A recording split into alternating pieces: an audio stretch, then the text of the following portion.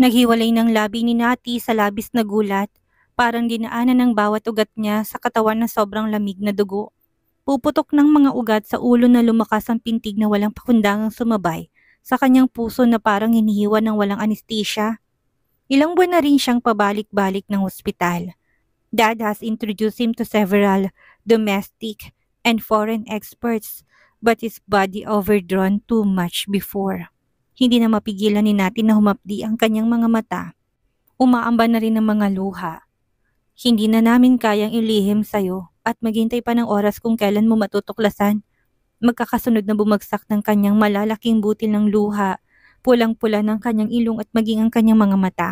Mariing nakatikom, ang bibig niyang nangangatal. Hindi niya magawang i-digest ang nalaman. Napakalaking dagok noon sa kanya. Hindi pa huli ang lahat, Nati. Hindi pa huli para sa inyong dalawa ni Tito Gaston. Hindi sinalubong ni Gaston na maging ng sekretary nito si Nick na nakarating nasa pinto nang hindi nila namamalayan. Sobrang tahimik ng kanilang silid noon habang abala na may binabasang mga documents ng negosyo. Nasa ospital man ay tuloy pa rin ang trabaho ni Gaston. Mr. Barcelo, hindi ka pa ba napapagod? Kailangan mo nang magpahinga. Ilang oras ka ba na abala sa mga binabasa mo?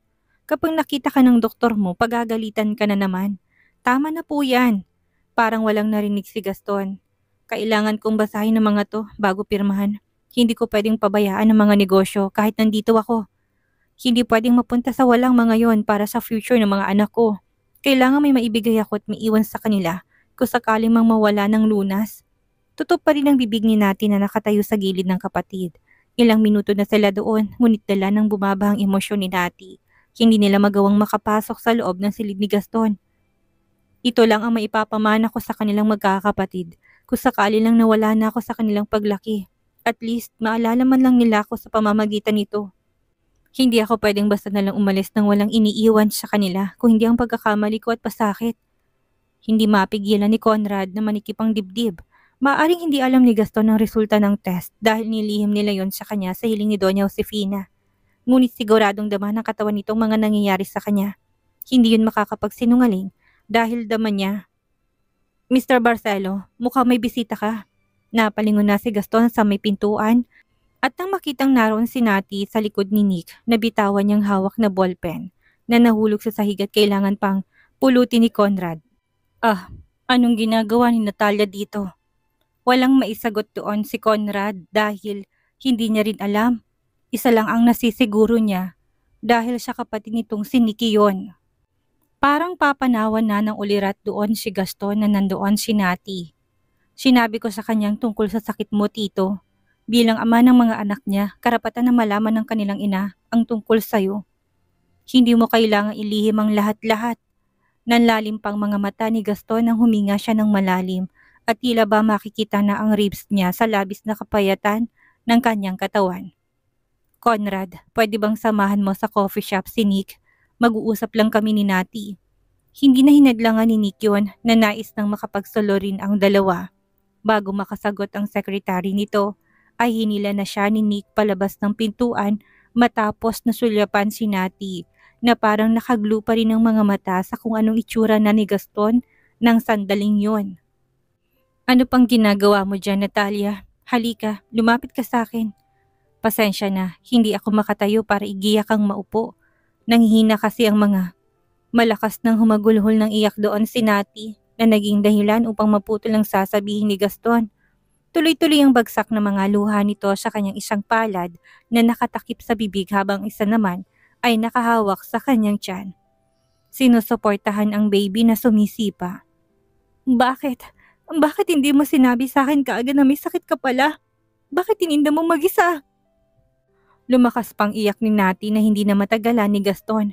Sinubukan niyang tumayo ngunit ayaw siyang pagbigyan ng mga binti niya. Kung kaya naman nanatili siyang nakaupo na lang doon.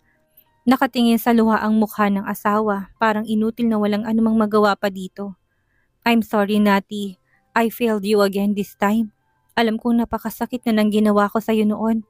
Kaya ayoko nang dagdagan pa ang mga pasakit na pagsasabi sa'yo ng tunay kong kalagayan.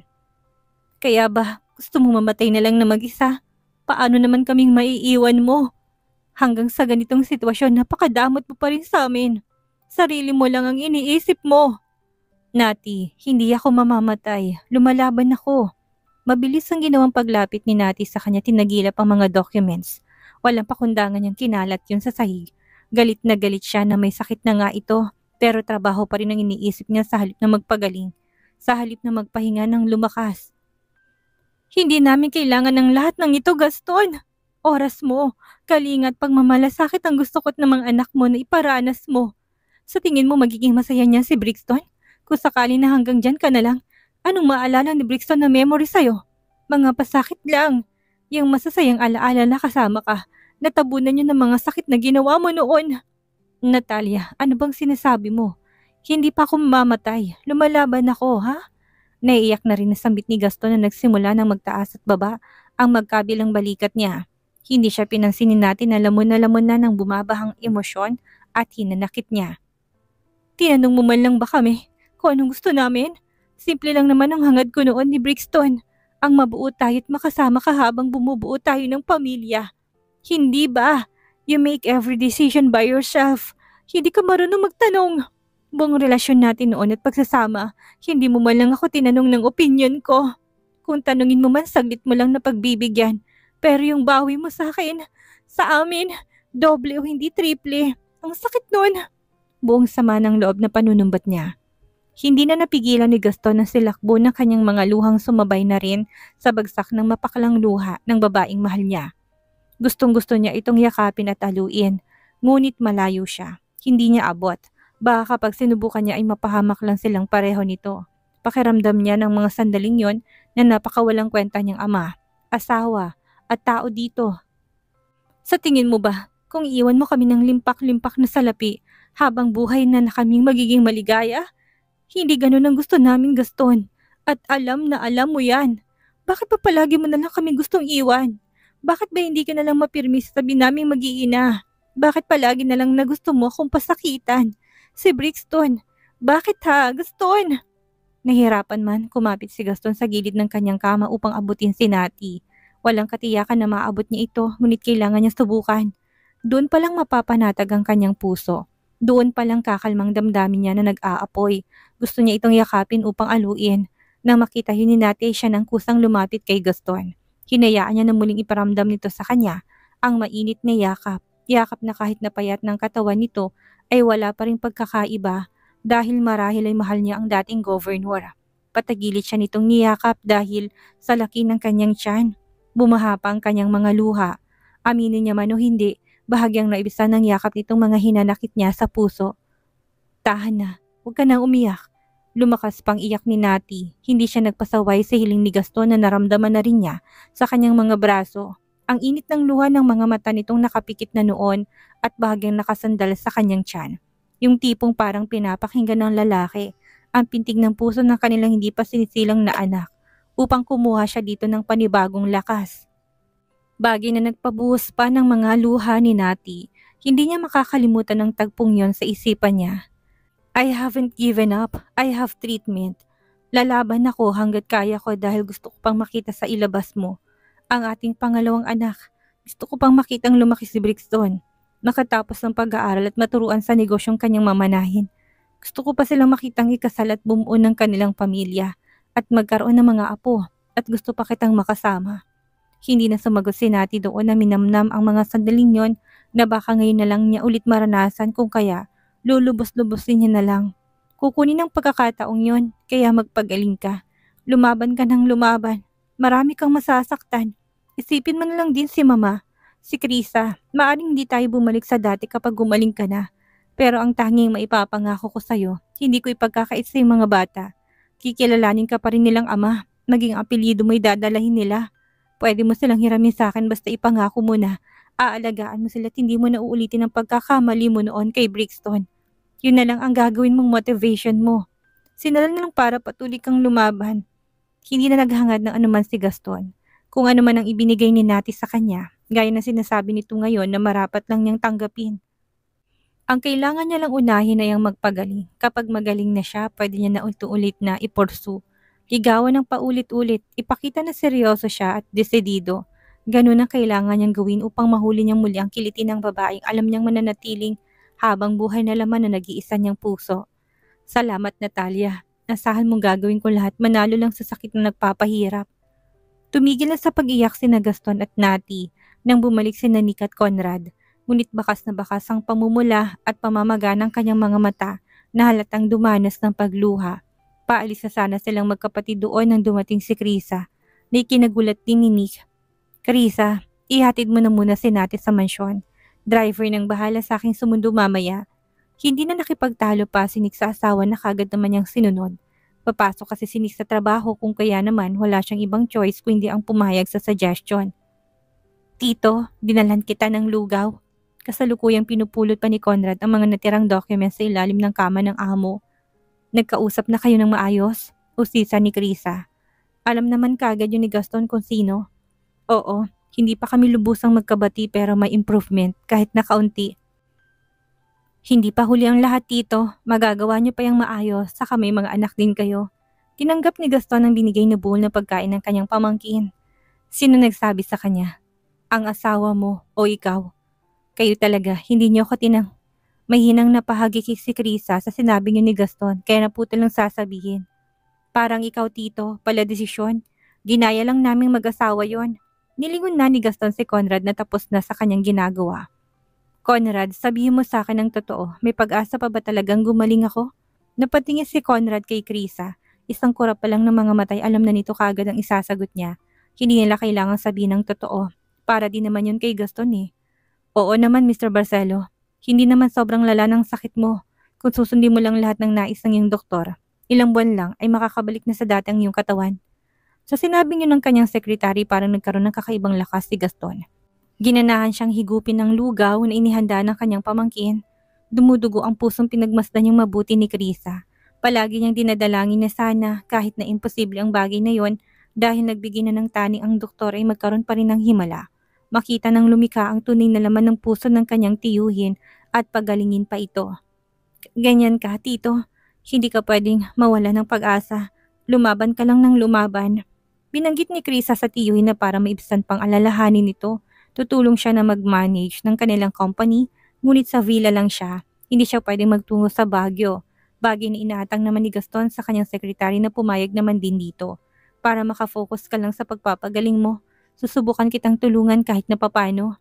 Nakagat na ni Gaston ng kanyang labi, naiiyak na naman sa mga nangyari sa araw na yun. Makalipas ang ilang araw, tanging ang pagbisita ni Nati ang naging lakas ni Gaston upang lumaban. Kada bibisita doon ng babae, hindi mapigilan ng dating governor ang maging maligaya na para bang nadadagdagan ng energy niya sa sakit na nararamdaman. Pakiramdam niya ay konting push na lang at babalik na sila sa dati ni Nati. Dinadalan siya nito ng pagkain at mga prutas. Saglit na mag-uusap, hindi man sila gaya sa dati kung mag-usap ng matagal at malalim. Alam ni Gaston na napalambot na niya ang puso ni Nati dahil kung hindi ay hindi naman ito mag-aaksaya ng oras sa kanya. Hindi na napigilan ni Gaston ang kanyang mga pinipigilang luha na isang araw ay dalhin ni Nati doon ng anak nilang si Brixton. Ni hindi niya ito binanggit sa dating asawa nang dahil sa nangyari noong huli nilang pagkikitang mag-ama. Ayaw niyang pagsimulan ito ng kanilang away at muling maghiwalay sa kanila. Nanggaling si Nati sa kanyang obi ng araw na yon at ang nanay na lang ni Brixton na si Maria Gina ang kasama nito papunta doon after ng kanyang school. Ilang beses nabanggit sa bata ng ina ang gagawin nilang pagdalaw sa ama kung kaya naman hindi na yung naging bago pa kay Brixton at nagtaka pa. Brixton? Hindi makapaniwalang tawag ni Gaston sa pangalan ng anak na halos hindi lumabas sa bibig. Nakangiti na silang nilingon ni Nati. Sinulyapan siya ni Brixton na bahagya niyang tinanguan lang. Lapit ka sa Daddy, Brixton. Hindi nakatiis si sambit ni Nati nang makitang alumpihit ang bata. Nag-usap na sila. Ngunit parang hindi yung sapat at maalala na mapasunod si Brixton ng ama nito. Come on, Brixton, lapit ka sa Daddy. Ulit ni Nati na medyo malakas ang tono ng boses. Alumpihit na humakbang si Brixton. Pilit niyang iginalaw ang katawan at humakbang. Sumampa na siya sa gilid ng kama ni Gaston. Maluha-luha naman siyang niyakap na ng dating governor. Hindi mapigilan ng lalaki ang kanyang emosyon. Tanda niya ng huling kita nila. Sobrang sama ng loob nito sa kanya na tingin pa lang ay alam niya na. Marahan niyang hinaplos ang ulo. Kumusta ka na? Miss na kita. Pilit nang ngumiti si Brixton kahit na nanginginig ang labi niya. Mukhang maiiyak na sa lapit sa ama. Daddy, mahinang natawa si Gaston na ginulupang buhok ng anak. Silly boy, namulang ng mga mata ni Brixton na sumiksik pa sa tagiliran ng ama. Pareho na silang namumulang mga mata at nagpipigil ng mga luha. Tumalikod na si Nati. Hindi niya na mapigilan ng maluha sa tanawin.